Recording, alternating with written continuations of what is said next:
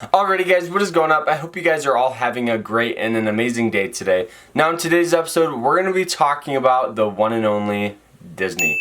We're going to be doing a Disney stock review. You guys seem to love all of my stock reviews that I've done lately, so I figured I might as well continue to hop on this trend and continue to do some more stocks. So if you guys want me to do a certain stock, make sure you guys go ahead and leave a comment down below, and I'll honestly probably do it because during this quarantine I really don't have anything else to do other than film videos and play basketball. So before we jump into the episode, right now we're doing an AirPods giveaway. So it's super simple on how you guys can get free AirPods. All you have to do is like the video, subscribe to my channel, and then like my Facebook page, Farr. So 3 steps to get free AirPods is kind of a no-brainer for me. But alright, let's jump into the episode, roll the intro, let's go.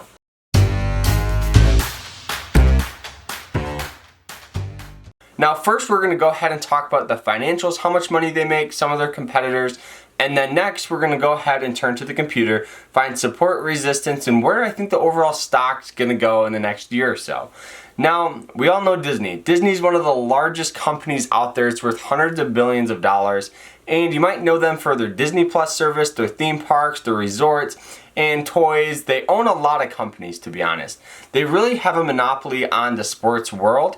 They own ESPN, they own pretty much everything. Fox News, you guys can see all the companies they own right here. How much money do they make? Now, in 2019, Disney announced record income of $69.57 billion. Yes, $1 billion with a B.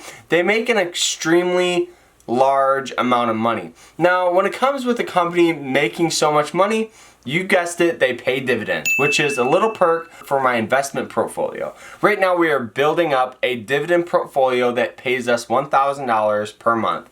So obviously, we own some Disney. We own roughly 3 shares of it, and we obviously got it at a good price of around $99.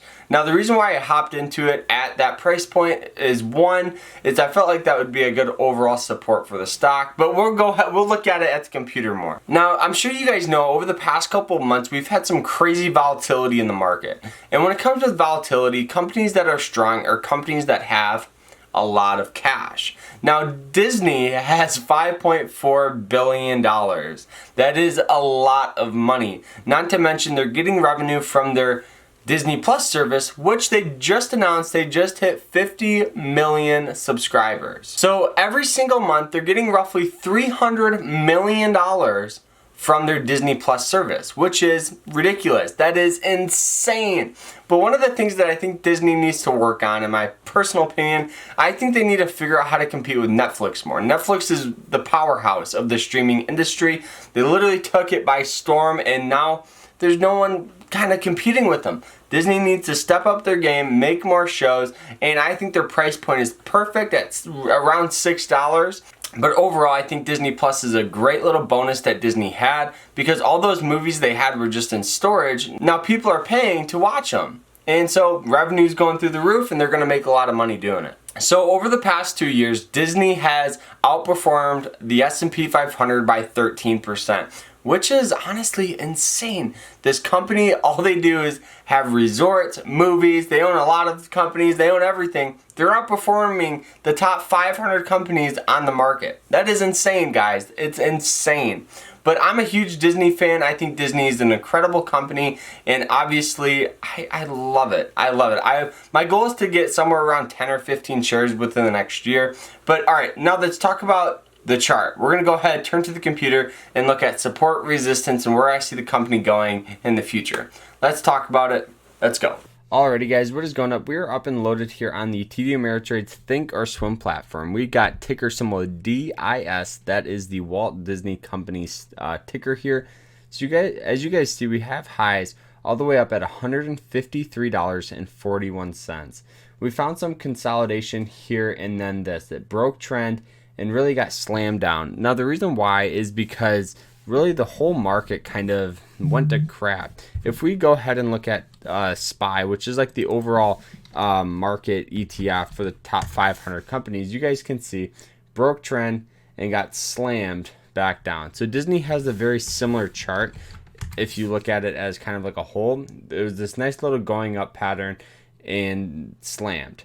Now we're kind of forming what you call a V pattern. This is pretty much when the stock comes down, okay, finds some support, and then bounces back up. So now a lot of people are thinking that this is going to fall back down. What I think is going to happen is this. Let's go ahead and erase this so you guys can see.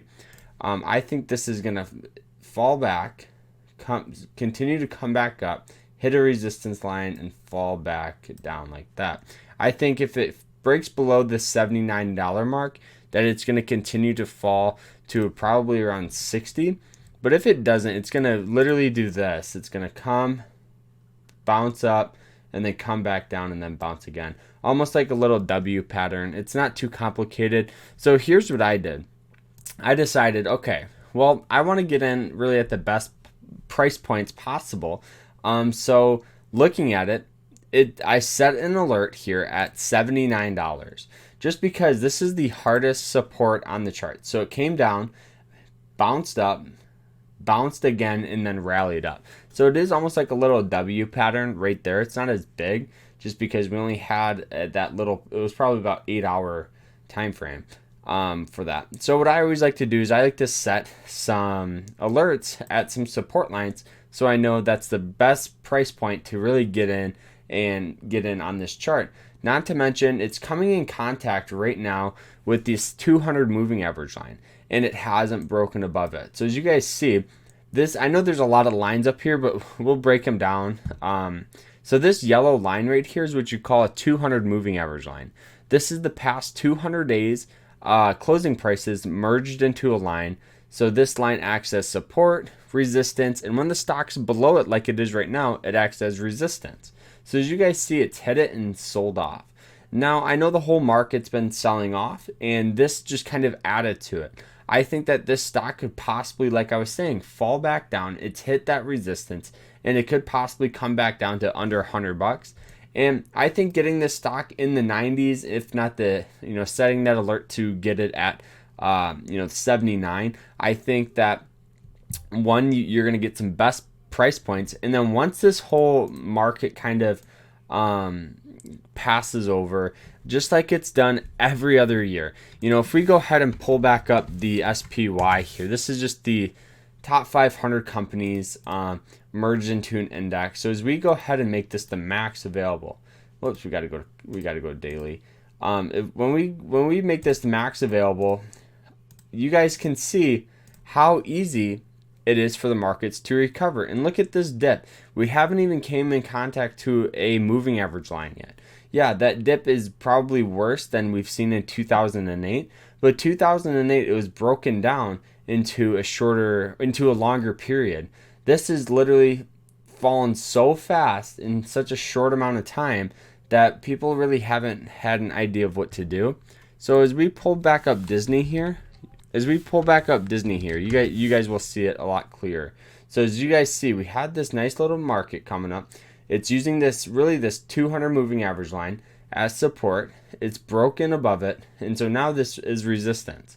So now we have this nice little breakout here. So now as you guys look, we had this nice little textbook breakout here. This resistance line at around $121. It came in contact with it twice and then broke above it.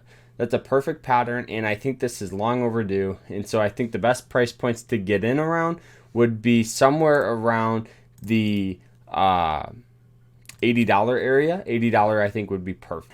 So that is it. I hope you guys enjoyed the episode, and obviously getting into the price point around $80 would be the ideal situation.